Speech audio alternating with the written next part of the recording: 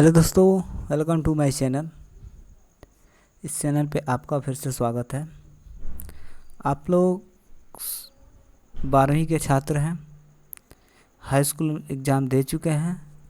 Hindi paper को आप एक बार दे चुके हैं और एक बार फिर देना है। हाई स्कूल में जिस तरह पेपर होता है सेम कंडीशन इसमें भी अप्लाई होता है, लेकिन हाई स्कूल में 23 नंबर से कम पाने पर एफ आता है, जबकि इंटर में 33 से 1 नंबर कम पाने पर डायरेक्ट फेल कर दिया जाता है। तो इसको ध्यान में रखते हुए आज हम लोग हिंदी पेपर डिस्कस करेंगे कि हिंदी पेपर में कितने प्रश्न किस चैप्टर से पूछे जाते हैं। डायरेक्ट एग्ज़ाम में बैठने से अनुभव कम होने से हम लोग परीक्षा के पैटर्न को नहीं समझ पाते हैं, इसलिए हम लोग एक बार पेपर डिस्कस कर लेते हैं ताकि अनुमान हमें लग जाए कि कितने प्रश्न करना है और कितने नंबर का किस चैप्टर से प्रश्न पूछे जाते हैं, ताकि 12वीं में अच्छे अंक ला सकें और हिंदी में अधिक से अधिक नंबर पा सकें। हिंदी हो चाहे अन्य सब्जेक्ट कोई भी हो, हम लोग नेक्स्ट में अगले पेपर डिस्कस करेंगे। तो फिलहाल आज हम हिंदी से स्टार्ट करते हैं। जो भी पहली बार इस चैनल पे हैं, चैनल को सब्सक्राइब कर ले, बेल वाला घंटी दबा ले, ताकि इसके बाद अगली जो वीडियो अपलोड हो सबसे पहले आपके पास पहुंच जाए। तो फ्रेंड्स चलते हैं। आज हम लोग पेपर केवल डिस्कस करेंगे इसके मतलब कितने प्रश्न कहाँ से पूछे जाते हैं। इसके बाद हम लोग इसके एक डेमो पेपर डिस्कस करेंगे कि पेपर आते हैं किस तरह के। ये है 12वीं का हिंदी पेपर, कक्षा 12 का है। पूर्णांक आप लोग जानते हैं, इसमें 100 नंबर होता है। कोई इसमें प्रैक्टिकल नहीं होता है। इसमें मिनिमम जो है नंबर 33 अंक लाना होता है। अगर इससे 1 नंबर भी कम हुआ तो आप एफ यानी कि फेल के कगार पर आ जाएंगे। ठीक है, ये हाई स्कूल के पैटर्न पे नहीं है कि आपको 70 नंबर का पेपर दिया जाएगा और 30 नंबर का प्रैक्टिकल होगा। ये इंटर है यानी कि 12वीं है, तो इसमें कोई भी प्रैक्टिकल नहीं होगा। 100 नंबर का पेपर होगा। कम से कम 33 नंबर लाना होता है पास होने के लिए। 33 से ऊपर जितना भी नंबर ला लें ये आपके और अच्छा है आपके लिए। तो देखते हैं।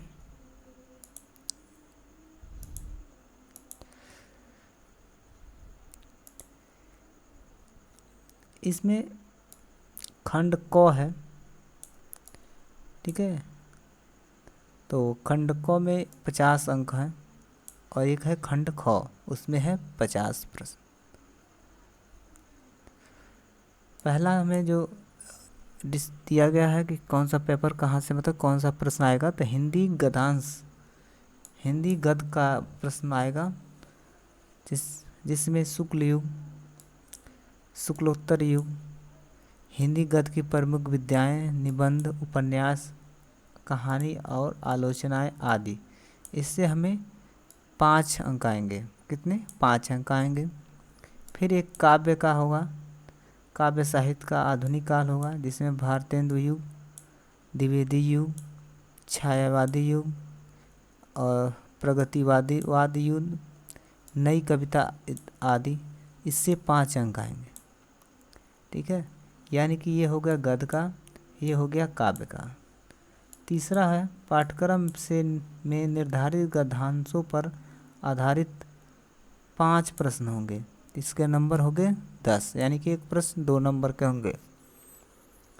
चौथा है पाठ्यक्रम से निर्धारित पदांशों पर आधारित 5 प्रश्न होंगे, यानी कि ये गद्य का होगा और ये पद का होगा, जिसमें 5-5 अंक प्रश्न होंगे, 2-2 नंबर का, यानी कि 10 अंक और 10 अंक 20 अंक। फिर 5वां है क आएगा एक संकलित गद्य के पाठों के लेखकों, साहित्य परिचय, जीवन, यानी कि गद्य से एक जीवन परिचय पूछा जाएगा। 4 विकल्प होंगे, उनमें से किसी एक का जीवन परिचय। और अधिकतम देखिए यही बढ़ाता है मार्क्स। अधिकतम 80 अंक के अंदर लिख देना होता है उनके अनुसार, उससे ज़्यादा नहीं, उससे कम भी नहीं। इसके लमसम 80, 85, 90, करीबन 90 तक आप जा सकते हैं।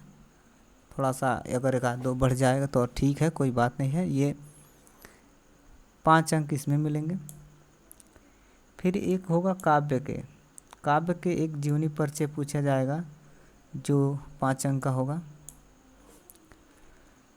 फिर है 6वां कहानी चरित्र चित्रण, यानी कि आपको लास्ट से आपको एक कहानी का कोई चरित्र चित्रण बताना होता है लघु उत्तरी प्रश्न में, और इसके अधिकतम अंक है 80 अंक।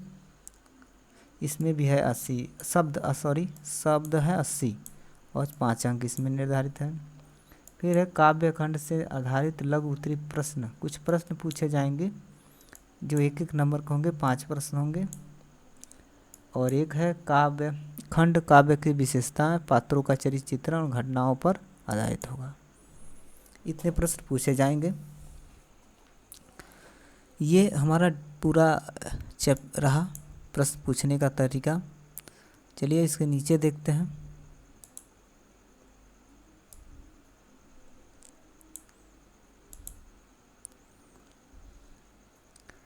अब ये रहा खंड क, ये 5 अंक का है, 50 अंक का है सॉरी। इसमें जो पठिक पाठ्य पुस्तक से निर्धारित पाठकों के संस्कृत गद्य का संदर्भ सहित हिंदी में अनुवाद करना होता है, जो 7 अंक का होता है। फिर इसमें है एक पठित पाठ्यक्रम से निर्धारित पाठों से संस्कृत पद का संदर्भ सहित हिंदी में अनुवाद करना होता है, इससे होता है 7 अंक। फिर एक है ये अथवा में होता है, ठीक ना, क ख मतलब पाठों पर आधारित अति लघुत्तरी प्रश्न संस्कृत में उत्तर, कोई 2 प्रश्न का उत्तर देना होता है और वो भी संस्कृत में देना होता है, इसके अंक होते हैं 4। 10वां है काव्य के संदर्भ के तत्व।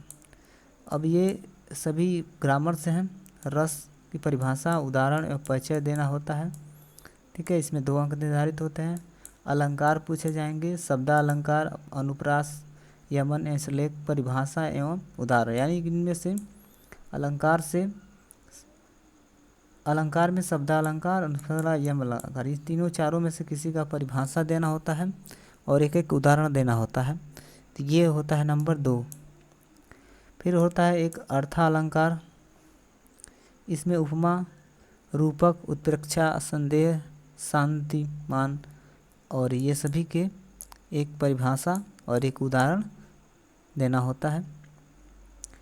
फिर छंद आता है, मात्रिक, चौपाई, सोरठ, दोआ, रोला, ठीक है, इससे आपको 1-1 प्रश्न और लक्षण बताना होता है। जैसे एक रोला दे देगा और उसका लक्षण पूछेगा या किसी का उदाहरण के सहित पूरी व्याख्या करना होता है, उसके बारे में उसकी परिभाषा के साथ उदाहरण लिखना होता है। ये 2 प्रश्न पूछे जाएंगे, 2 अंक का होंगे, 1-1 नंबर का।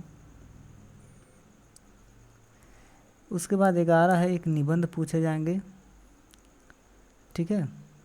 निबंध में कौन कौन किस टॉपिक पर निबंध होंगे, जनसंख्या वृद्धि, पर्यावरण, स्वास्थ्य, शिक्षा आदि की जानकारी है, तो इन विषयों पर कुछ प्रश्न निबंध पूछे जाएंगे। ये होंगे आपके 9 नंबर के, तो इसमें अच्छा नंबर गेन हो जाता है। 9 नंबर में 5-6 नंबर मिल जाते हैं। उसके बाद होता है संस्कृत व्याकरण, जिसमें क्रम संख्या 1 से और 13 तक प्रश्न पूछे जाएंगे, यानी कि 12 से 13 जो है 2 प्रश्न होंगे इसमें। फिर है 12 को है संधि, स्वर संधि के कुछ उदाहरण पूछे जाएंगे। फिर व्यंजन संधि, विसर्ग संधि, इन सब के बारे में 3 अंक पूछे जाएंगे, ठीक है। तो चलिए आगे लेते हैं।